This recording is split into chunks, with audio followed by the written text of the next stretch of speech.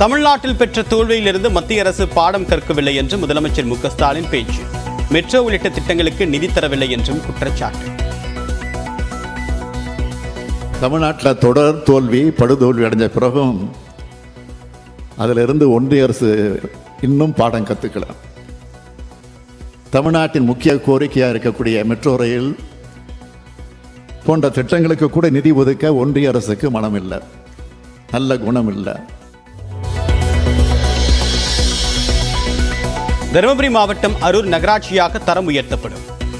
ஊரக பகுதிகளுக்கான மக்களுடன் முதல்வர் திட்டத்தை தொடங்கி வைத்த முதலமைச்சர் மு க ஸ்டாலின் அறிவிப்பு. வலுவான கூட்டணி இல்லாததே மக்களவை தேர்தல் தோல்விக்கு காரணம். சிவகங்கை மாவட்ட அதிமுக நிர்வாகிகளும் எடப்பாடி பழனிசாமியிடம் விளக்கம். அதிமுகவில் OPS சசிகலா இணைக்க வேண்டும் என்று மூத்த நிர்வாகிகள் வலியுறுத்தியதாக வெளியான தகவலுக்கு ஜெயக்குமார் மறுப்பு. திட்டமிட்டு மாய கருத்து உருவாக்கப்படுவதாக விளக்கம். ஒன்றிணைந்தால்தான் ஒரு வலு என்ற அடிப்படையில் ஒரு மாய கருத்து, அதாவது ஸ்கிரீன் பிளே, டயலாக், டைரக்ஷன் இதெல்லாம் பாத்தீங்கன்னா திட்டமிட்டு அது திரைக்கதை வசனம் இன்னைக்கு எழுதப்பட்டு அந்த அடிப்படையில் இன்றைக்கு ஒரு மாயை தான் இன்னைக்கு உருவாக்கி இருக்காங்க. அதனால அது எல்லளவு உண்மை இல்லை. விக்கிரவாண்டியில் அதிமுக தேர்தலை புறக்கணித்தும் 83% வாக்குகள் பதிவாகி உள்ளதாக ஓ பன்னீர்செல்வம் விமர்சனம். அதிமுகவினர் யாருக்கு வாக்களித்திருக்கிறார்கள் என்றும் கேள்வி. சென்னை சிபிசிஐடி அலுவலகத்தில் விசாரணைக்காக பாஜக மாநில பொருளாளர் SR சேகர் ஆஜர். நெல்லை ரயிலில் 4 கோடி ரூபாய் பணம் பறிமுதல் செய்யப்பட்ட தொடர்பாக கேள்வி. குறிச்சி உள்ளிட்ட நகரங்களில் காங்கிரஸ் கட்சியினர் ஆர்ப்பாட்டம்.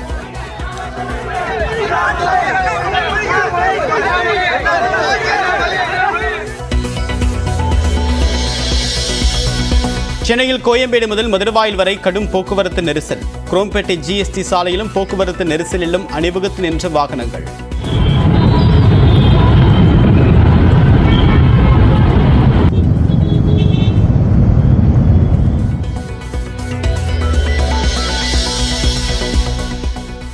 மாஞ்சோலை தொழிலாளர்கள் மறு உத்தரவு வரும் வரை வீடுகளை காலி செய்ய வேண்டாம் என்று தேயிலை நிறுவனம் அறிவிப்பு.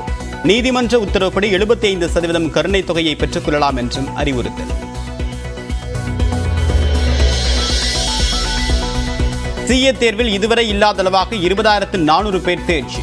டெல்லியை சேர்ந்தவர் முதலிடம் பிடித்தார்.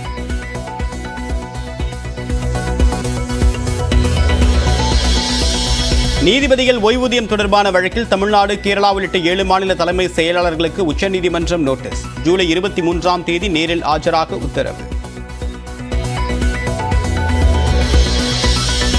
சிதம்பரம் நடராஜர் கோவிலில் ஆணி திருமஞ்சன தேரோட்ட விழா. 4 மாட வீதிகளில் உலாவரும் உற்சவரை தரிசித்து மகிழும் பக்தர்கள்.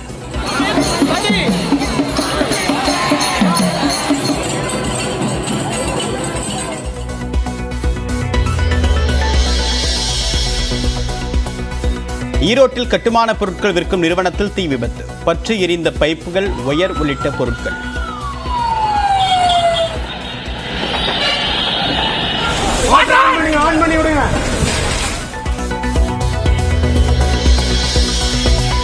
எல்லை தாண்டி மீன்பிடித்ததாக தமிழ்நாட்டை சேர்ந்த மீனவர்கள் 13 பேரை கைது செய்தது இலங்கை கடற்படை. 3 படகுகளையும் பறிமுதல் செய்து ஊர்காவல்துறை கடற்படை முகாமிற்கு அழைத்து சென்றனர்.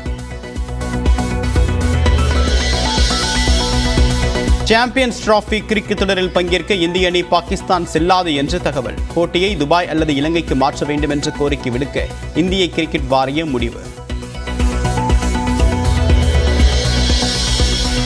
நீலகிரி மாவட்டம் கூடலூர் அருகே மனநல காப்பகத்தில் 13 பேர் புதைக்கப்பட்ட விவகாரம்.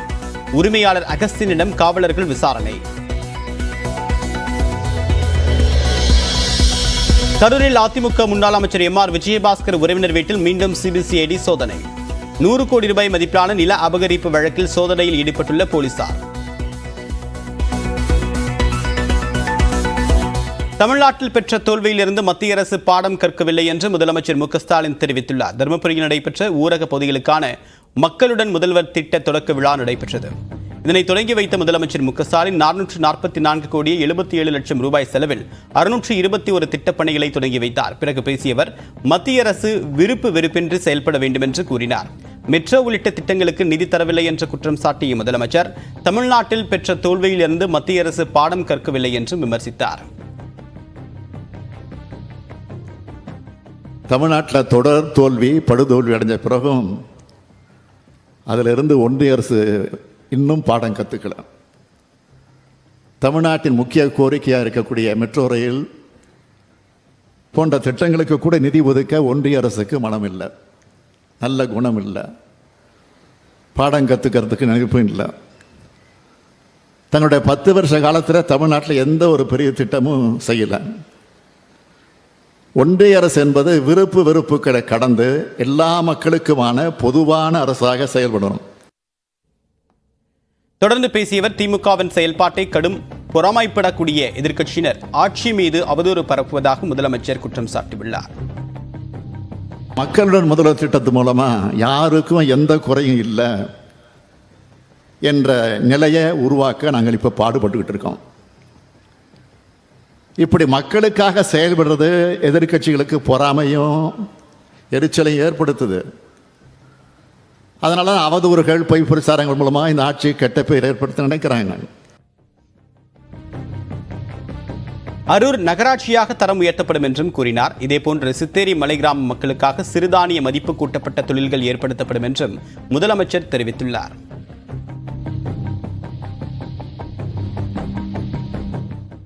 அதிமுகவில் OPS சசிகலாவை இணைக்க வேண்டும் என்று மூத்த நிர்வாகிகள் வலியுறுத்தியதாக வெளியான தகவலுக்கு அந்த கட்சியின் முன்னாள் அமைச்சர் ஜெயக்குமார் மறுப்பு தெரிவித்துள்ளார்.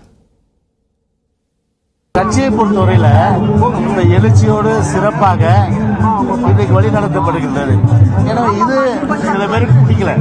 எனவே உள்ள ஏதோ வந்து பார்த்தீங்கன்னா ஒரு ஒன்றிணைந்தால்தான் ஒரு வலு என்ற அடிப்படையில் ஒரு மாய கருத்தை வந்து இன்றைக்கு வந்து வேண்டுமென்ற திட்டமிட்டு, அதாவது ஸ்கிரீன் பிளே, டயலாக், டைரக்ஷன் இதெல்லாம் வந்து பார்த்தீங்கன்னா திட்டமிட்டு அது திரைக்கதை வசனம் வந்து இன்னைக்கு வந்து எழுதப்பட்டு அந்த அடிப்படையில் இன்றைக்கு வந்து ஒரு மாயை தான் இன்னைக்கு உருவாக்கியிருக்காங்க. அதனால வந்து அது எல்லளவு வந்து உண்மை இல்லை. மக்களவைத் தேர்தலில் வலுவான கூட்டணி அமைக்காததே தோல்விக்கு காரணம் என்று சிவகங்கை அதிமுக நிர்வாகிகள் EPS-இடம் கூறியுள்ளனர். அண்மையில் நடைபெற்று முடிந்த மக்களவைத் தேர்தலில் அதிமுக தோல்வி குறித்து தொகுதிகள் வாரியாக எடப்பாடி பழனிசாமி தலைமையில் ஆய்வுக் கூட்டம் நடைபெற்று வருகிறது. இதில் முதல் நாளான நேற்று காஞ்சிபுரம் மற்றும் ஸ்ரீபெரும்புதூர் தொகுதிகளுக்கான ஆய்வுக் கூட்டம் நடைபெற்றது. கூட்டத்தில் தேர்தல் தோல்விகளுக்கான காரணம் மற்றும் அதனை சரி செய்ய வேண்டியவை குறித்து விவாதிக்கப்பட்டது. இந்நிலையில் இன்று சிவகங்கை மக்களவைத் தொகுதி தோல்வி குறித்து எடப்பாடி பழனிசாமி தலைமையில் ஆய்வுக் கூட்டம் நடைபெற்றது. இதில் அதிமுக துணை பொதுச் செயலாளர்கள் KP முனுசாமி, நத்தம் விஸ்வநாதன், அவைத்தலைவர் தமிழ்மகன் உசேன், திண்டுக்கல் சீனிவாசன், SP வேலுமணி உள்ளிட்டோர் பங்கேற்றனர். வலுவான கூட்டணி அமைக்கப்படாததே தேர்தல் தோல்விக்கு காரணம் என்று சிவகங்கை நிர்வாகிகள் கூறியுள்ளனர். இளைஞர்கள், பெண்களுக்கு அதிகமான வாய்ப்பை கட்சிக்குள் வழங்க நிர்வாகிகளுக்கு அறிவுறுத்திய EPS அடுத்து வரக்கூடிய உள்ளாட்சி தேர்தல் மற்றும் சட்டமன்ற தேர்தலுக்காக தீவிர களப்பணியாற்ற வேண்டும் என்றும் தெரிவித்துள்ளார். அத்துடன் வரக்கூடிய தேர்தல்களில் வலுவான கூட்டணி அமைக்கப்படும் என்றும் நிர்வாகிகளிடம் அவர் உறுதியளித்துள்ளார். அதே சமயம் OPS சசிகலாவை கட்சியில் சேர்ப்பது குறித்து இன்றைய கூட்டத்தில் யாரும் பேசவில்லை என்ற தகவலும் வெளியாகியுள்ளது. அண்ணாமலை என்கிற வேதாளம் தற்போது தங்களை விட்டுவிட்டு செல்வ பெருந்தகை மீது ஏறி இருப்பதாக அதிமுக முன்னாள் அமைச்சர் ஜெயக்குமார் விமர்சித்துள்ளார். தமிழ்நாட்டில் ஏராளமான பேய்கள் இருப்பதாகவும் ஒவ்வொன்றாக விரட்டுவேன் என்றும் பாஜக மாநில தலைவர் அண்ணாமலை கூறியுள்ளார். அதாவது எங்களை பொறுத்தவரை பார்த்தீங்கன்னா அந்த வேதாளம் இப்போ தற்போது அந்த அண்ணாமலை என்ற வேதாளம் தற்போது எங்களை விட்டு இப்போ செல்வ பிறந்தங்க மேலே ஏறி போச்சு. ஆனால் நான் என்ன சொல்றேன், லுங்கின்றது ஒரு ட்ரெடிஷன், அதை போய் பந்தப்படுத்தக்கூடாது. பல பேய்கள் தமிழ்நாட்டில் இருக்கு. இந்த வேதாளம் வந்திருப்பதே பேயை ஓட்டுறதுக்கு தான். அதனால ஒரு பேயா ஓட்டிட்டு இருக்கேன். இந்த பேயை ஓட்டிட்டு திரும்ப அந்த பேய்க்கு வர்றேன். அதனால இத்தனை பேய் இருக்கிறதுனால ஒரே நேரத்தில் எல்லா பேயும் ஓட்ட முடியாது. ஒரு பேயா போய் தான் வரணும்.